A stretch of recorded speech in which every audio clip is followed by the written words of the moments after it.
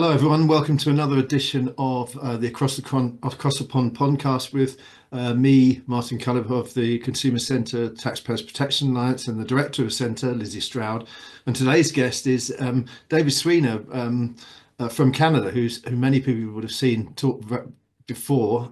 He is the chair of the advisory board of Centre of Health Law, Policy and Ethics at the University of Ottawa, and he's been well published in peer-reviewed scientific journals, including the New England Journal of Medicine, JAMA, and has testified before parliamentary committees in Canada and elsewhere, and been in the tobacco control game for what, since the 1980s, I think, David, isn't it? Yeah, 1983, I started working full time in this. So. Wow, yeah.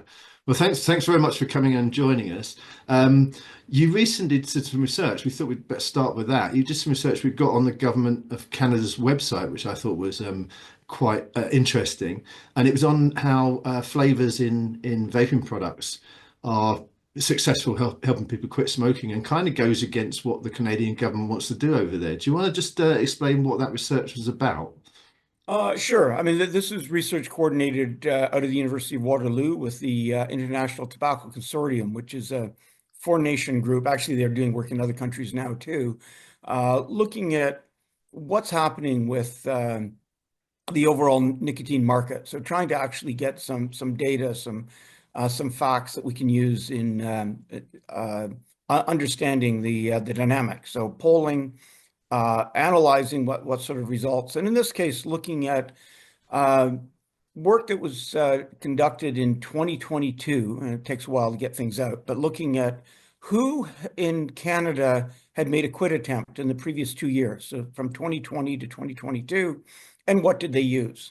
And what you end up finding is, not surprisingly, given what we've seen in the UK and elsewhere, an awful lot of the people who are attempting to quit smoking are using vapes.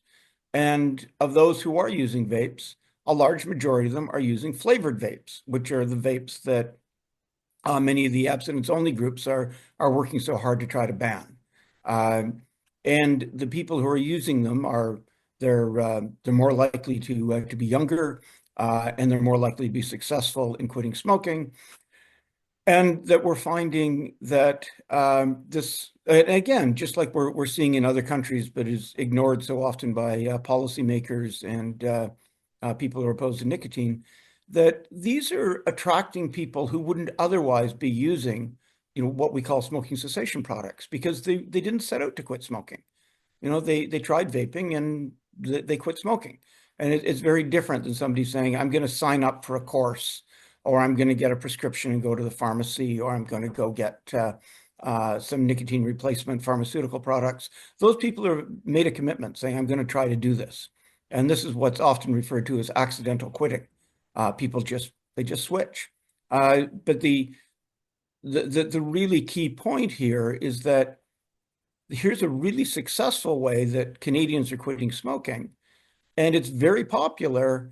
And the majority of that market is flavors that would be banned if the anti-nicotine people got their way and pushed the government to do something that we've occasionally had our government say they plan to do, ban flavors because of this thing about, got to save the kids stuff.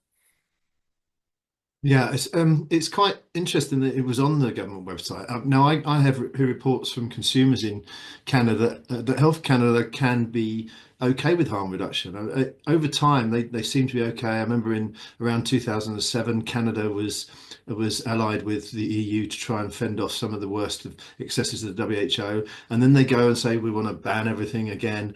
At the moment, they're kind of saying they're going to ban vape flavors, and they're being pushed to. And there was a report I saw this morning saying that anti-vaping groups don't think it's going to happen this year. So what is it in Canada with this? It's always shifting their stance on these products.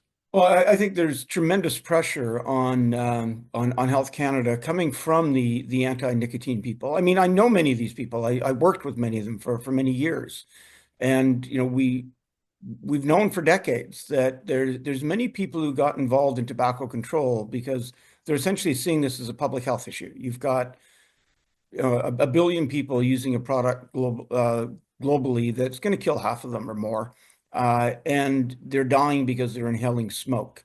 And if we could intervene, this would be one of the biggest breakthroughs we've ever had in public health history. You've got other people who are involved because they're prohibitionists. They really, as has been said by people who've done research in other areas of prohibition, they're people who want to use the power of the state to impose their moral views on the behavior of others. And we know through history, if we look at the war on drugs, we look at alcohol prohibition, we look at the prohibition on contraceptives, the prohibition on books, these things never work.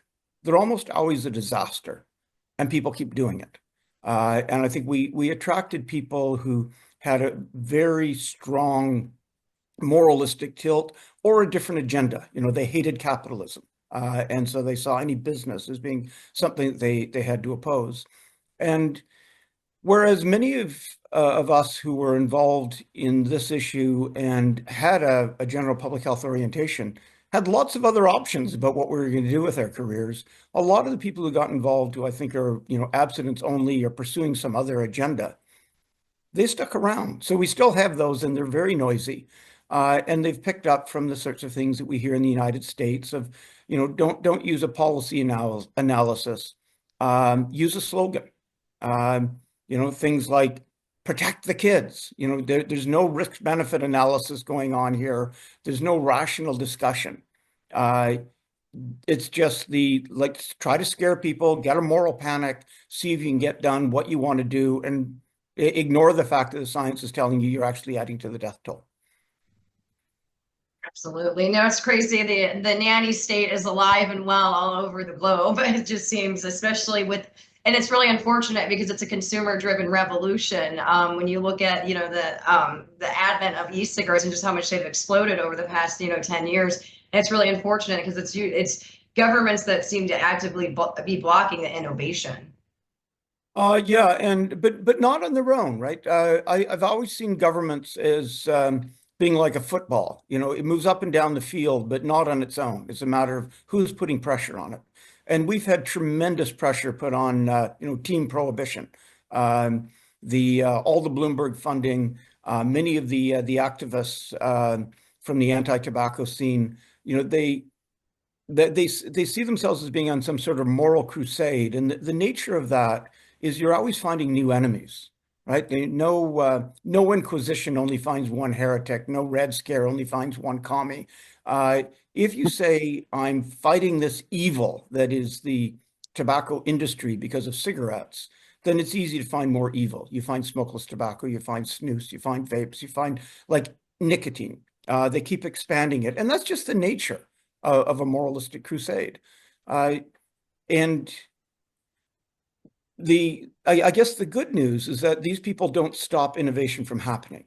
As has been said by people who've studied innovation, Downs and Nudes, and for instance, that when you've got innovation happening, you can slow it.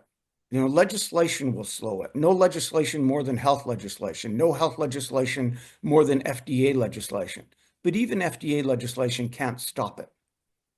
And that's what we're seeing. Even in the United States, cigarette sales are now falling in the range of 9% per annum. They were falling at the range of about 2 to 3% per annum before we had the alternative products. The companies are very open and saying this is happening because people are switching to vapes. They're switching to vapes that aren't approved by the FDA because the FDA won't approve vapes. But that's no different than under the Comstock laws that denied legal access to contraceptives. Women still got contraceptives. And the market finds a way around this. What amazes me is just how illiberal so much of this is, when the basis of public health is really what we consider to be a liberal enterprise. We want to understand people's lived experience. You meet them where they are, and you empower them to make better decisions about their own health. And if they're saying, this is what I'd like to do, why would you stop it? And why? And we're seeing globally this huge move to alternative products despite massive opposition. So even in Canada, when we look at, wow, look at all these people who are getting off cigarettes by using vapes and using flavored vapes in a context in which only about 5% of Canadians believe that vapes are significantly less hazardous than smoking cigarettes. because they've been inundated with misinformation. The government passed a law that said it was illegal for people selling products in this category to tell consumers about the difference in risk, unless it was a message approved by Health Canada. And then the abstinence-only people put terrific pressure on Health Canada to prevent them from ever allowing anything. So even in that information vacuum, the situation that Robert Sweanor talked about decades ago in his book, Don't Blame the People, that it is unfair to give people inadequate information to make an informed decision and then hold them responsible for having made a poor decision. And, so we've got, yes, lots of people who are switching, markets that are moving, markets where over half the cigarettes have disappeared because of alternatives, like in Japan, like we're seeing in Norway and Sweden and Iceland, New Zealand. But still, that's being done with all this opposition, raising the question of what would happen if a country like mine, if Canada said, we want to really facilitate this. We want to replace cigarettes as rapidly as we can by having a range of products that meet the needs of consumers to empower them to make better decisions. And we're going to facilitate this through risk proportionate regulation and taxation. We are going to ensure that they're well informed. I mean, could we get rid of cigarettes or the vast majority of the cigarette market in 3 years? We probably could. We'll look back on this and wonder, why did it take so long? But that's the history we've seen in other areas of public health. We often knew what we could do years before anybody would do it. Look at Lind and dealing with scurvy. What was it, 50 years after he showed vitamin C was what you needed to deal with scurvy, the Royal Navy finally adopted it. So we're in the same sort of situation, but it is horrendous thinking of in a day and age where we do have the information, we have the ability to make that information available. We've got a market that's functioning well, that we're slowing things down rather than speeding it up, and that slowdown means lives. It means health. It's a horrendous cost. Well, that's true. There's one thing that irritates a lot of consumers, and we spoke about it when we did a podcast with Kurt Yo of South Africa, about when the other side say we don't have any information yet, we don't know enough, we need another 30, 40 years. But exactly like you say, innovation is littered with these examples. I read a book recently by Matt Ridley on innovation, and I was quite surprised how many different areas this attack on innovation has happened over hundreds and hundreds of years. I mean, was it 300 years? They were arguing about coffee, for example. Yes. I mean, the work of Juma on innovation and its enemies. And I'm just terrible to be turning my head while I'm on camera. I happen to have the book handy. But just to quote from him, and this is written before there were any vapes, so it's just the history of innovation, which probably doesn't show up there, but innovation and its enemies. Debates over new technology are part of a long history of social discourse over new products. Claims about the promise of new technology are at times greeted with skepticism, vilification, or outright opposition, often dominated by slander, innuendo, scare tactics, conspiracy theories, and misinformation. The assumption that new technologies carry unknown risks guides much of the debate. This is often amplified to levels that overshadow the dangers of known risks. Bingo. I mean, this is exactly what we're dealing with, but it's exactly what we've dealt with on the history of coffee or refrigeration or modern means of agriculture. I mean, it happens again and again. We're living through it. It's how do you speed up that process? So how can we get past this to the sort of success that we will eventually have, but anything we can do to speed that up makes one heck of a difference. Absolutely. And I think that at some point, I know I do the numbers in the States, right? I do my 50 state analysis. One of the things I'm really excited to see with this is the number of young people who are no longer smoking. And it's not because of policies, it's because of different products being on the market. They're more apt to use a safer alternative. And Yes, well, you don't want, young people to use nicotine, but you have to accept that, this is what you start seeing these numbers go down with the advent of e-cigarettes. It's 2016 that, at least in the States, that you just start seeing 18 to 24-year-old smoking rates. And you've got a couple of states where it's like 2.3% of them are smoking. And if you go back to 1995, it was like 30%. Oh, yeah. I mean, Ken Warner just wrote a paper on this. So why aren't we celebrating? We've essentially eliminated youth smoking in countries where alternative products became available. And not just youth, but young adults, even middle-aged people. I mean, go to Iceland and try to find a local who's still smoking cigarettes and is under the age of 50. That we see these transitions. I mean, and how is this any different than, how many people are using rotary dial phones now? That technology does these sorts of things, but we still have the craziness of the people who are pushing this really irrational, moralistic agenda. They keep making the same arguments, regardless of the facts. So the very people who will tell you we don't have enough information yet are the people who aren't looking for the information. This is exactly the game the cigarette companies played on us for a long time. We just don't know if it's smoking that's causing that disease. Well, are you looking? Have you actually looked at the research? Are you doing anything? The people who say that the young people who vape are 5 times as likely to take up cigarette smoking. Okay, so vaping came in, cigarette smoking among young people plummeted to levels that are so low in countries like mine, we can't even measure it. And they're still making the same argument. I mean, that's completely absurd. I mean, this is the sort of thing you run into when you're dealing with some sort of religious fundamentalist. I mean, they have core beliefs, and you're not allowed to challenge them. And we get this on many things. Those who say, we're protecting the young people, we're protecting youth. And that's not a public health argument, right? That's a bumper sticker or sloganeering. It makes no more sense than the Make America Great Again. It's a slogan. If it was a public health measure, where's the risk-benefit analysis? So if you're taking that position, how do you deal with the unintended consequence or the foreseeable consequence of all the adults who will continue smoking who wouldn't have had you not brought forward these policies you claim are there to protect kids, but are actually preventing adults from changing their behavior in a way that would save their lives? Because those are the people who are going to die. Those are the deaths we're going to see over the next 20, 30 years. Those are their parents and grandparents. So you have to then make the argument that we don't care about the people who are already smoking.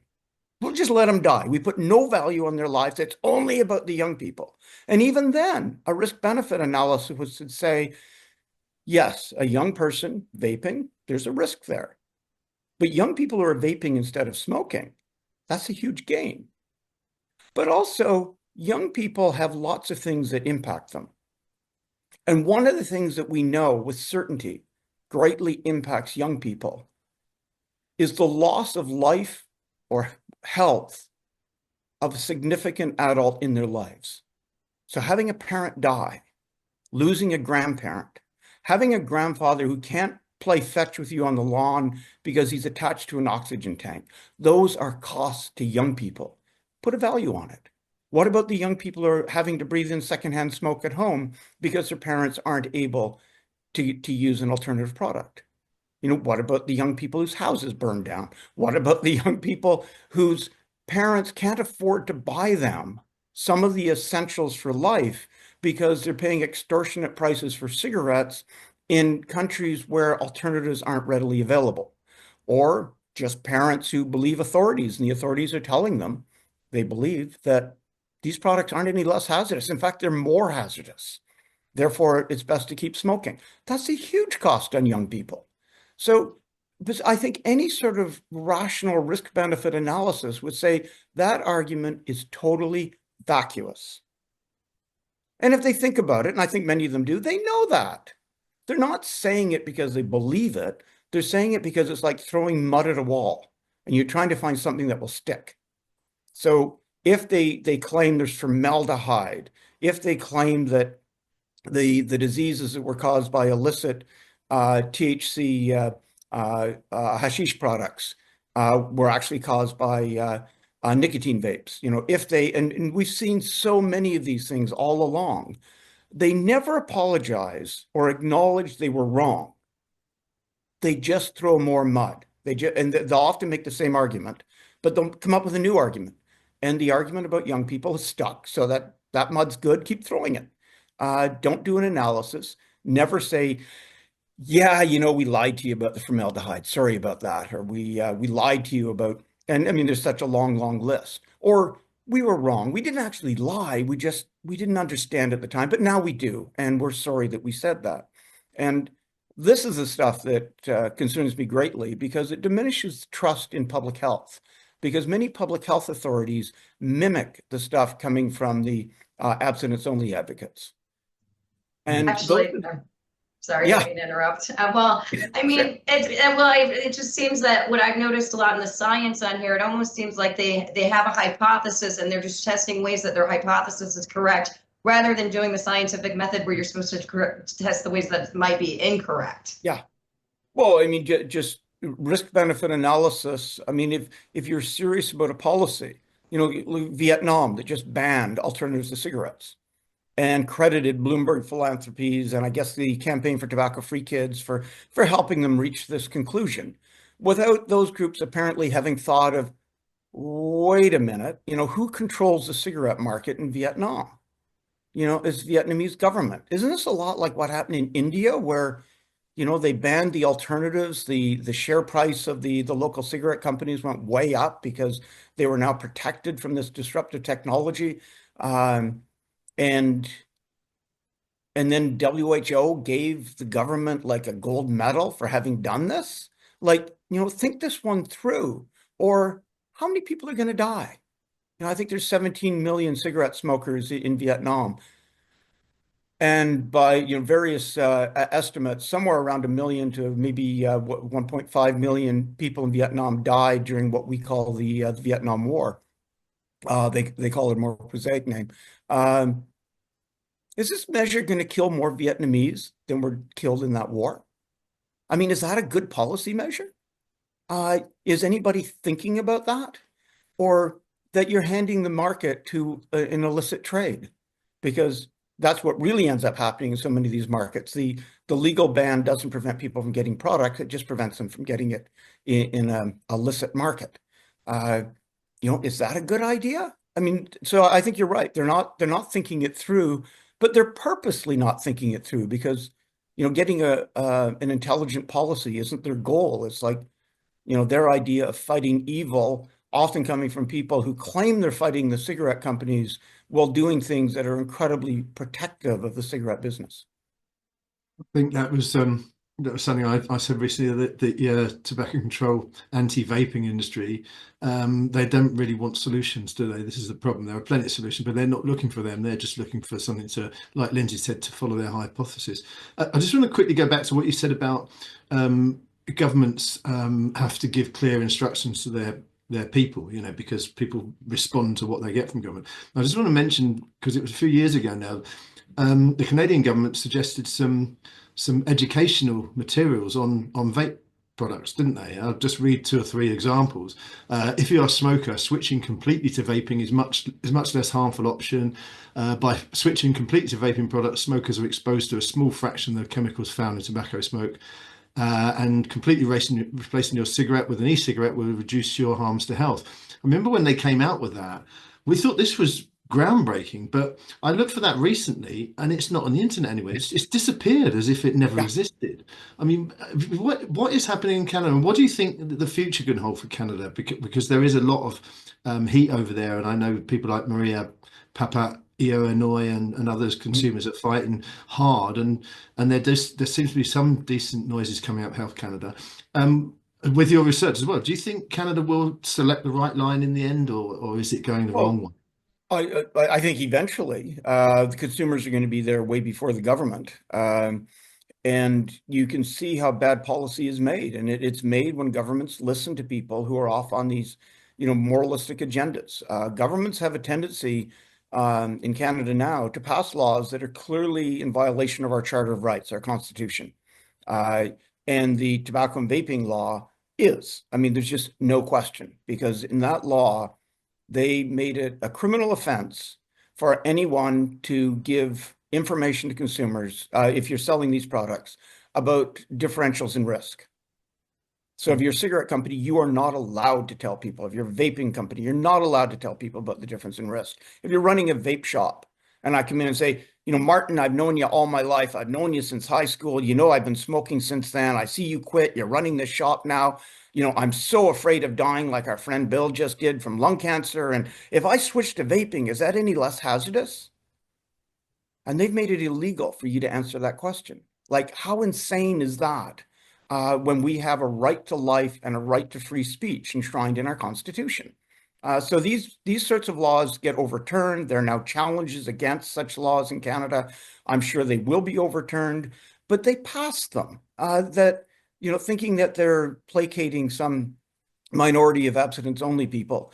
And then when they said, you will only be able to say what we authorize, that's where that list you saw came from. They came up with a not bad list of things that can be put up in vape shops and elsewhere, telling people the truth. And I mean, there was hell to pay for that coming from the abstinence-only people. And I know, good old Stan Glantz was there, major defender of the cigarette business, despite what he might claim, attacking this, saying, you can't do this. You can't be telling people this sort of thing. And they backed down. And it often only takes a few very loud abstinence-only people to get the government to go slow, to delay, to prevent something. And I think that's horrendous, just because of the lack of information. And we are still a society where many people believe health authorities.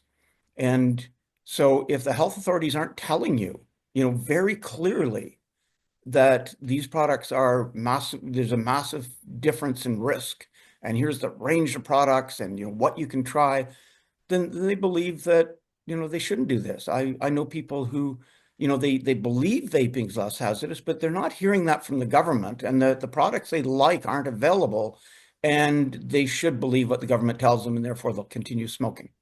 It's an absolutely insane situation, but it leads to this decline in trust in government, something that we've seen big time in the US, but we're seeing globally, that people don't trust authorities, and public health authorities in particular. And as Peter Sandman has written, public health people keep saying to him, why doesn't the public trust us? And the answer, he says, the question he says they should be asking is, why aren't we trustworthy? Because if you're listening to what the government health departments are telling you about vaping and about nicotine pouches, about nicotine in general, and you know something about that topic, are you more or less likely to believe them when they issue a boil water advisory, or they tell you you should vaccinate your children, or any of the other messages they give? Because once you establish that they're not trustworthy, you just don't trust them. It isn't like you say, I'm sure they're lying to me about vaping, but surely I can trust them on vaccinations. People just say, I don't trust these people anymore. And that's having a horrendous impact. We're seeing it with WHO, where they just peddle absolute nonsense out of their tobacco section, while actually doing good work in other areas. But anybody who pays attention to what they're saying about nicotine, just says these people are fools. Or worse. I don't trust anything they do or say. And that's on them. They've allowed that to happen. They've allowed people within their organization to be peddling nonsense while counting on people to trust them and fund them for the other things they're doing.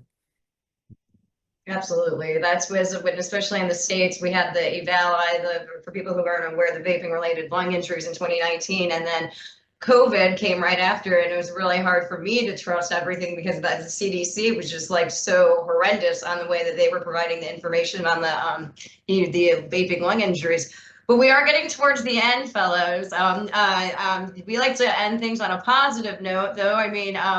Do you have any thoughts on what is going to happen in 2025? Do any countries have some hopeful, opportunities that lay ahead? What do you expect? Well, I'm generally an optimist on this. When you look at the history of innovative technology, it is taken up, regardless of efforts to try to prevent it. And eventually the opposition crumbles. Prohibitions don't work. And we're already seeing it. We are seeing the most rapid declines in cigarette smoking in so many countries that we have ever seen. And not just that it's sped up a little bit. I mean, the decline is a multiple of what it used to be. We've seen major markets like Japan where half the cigarette trade is just gone in 8 years. Iceland even more than that, New Zealand even faster than that. And you can't just ignore what's going on, that where people get a choice, where people are empowered to make better decisions, they do. And even when people try to prevent them from doing things to improve their own health, they still act. They just do it despite the government, and eventually the government has to catch up with them. So, I mean, I think we're seeing this. I can't see anything that's actually going to slow it down. It's just a matter of how much credibility is lost on the health side and with governments, in the meantime. And what we're losing, the opportunity cost, because we're not, working to try to facilitate this transition as rapidly as we can. And it's like many of the people have been screaming about how deadly cigarette smoking is and are now deciding to attack vapes instead, have never listened or understood what they were talking about before about cigarette smoking and how many people it's killing. Absolutely. You want me to close out, Martin, or you want to do it? Yeah, you can do it. Yeah. But you didn't say your thing yet. Oh, I haven't. Yeah. No, okay, I'll close up. Yeah, thanks everyone for watching, and it's nice to hear those messages from David, because as I always say, we're on the side of the angels, and we will win in the end. So to all consumers, don't get jaded with all this stuff. We're on the winning side. Talk to anyone who's been involved in harm reduction on drugs, and they'll tell you the same. So thanks everyone for watching this episode. We'll be back with another episode of Across the Pond podcast. But thank you for David for joining us, and see you next time. Thank you, David. All right, great chatting with both of you, and nice to see your cat still doing well there, Martin. Yeah. All right,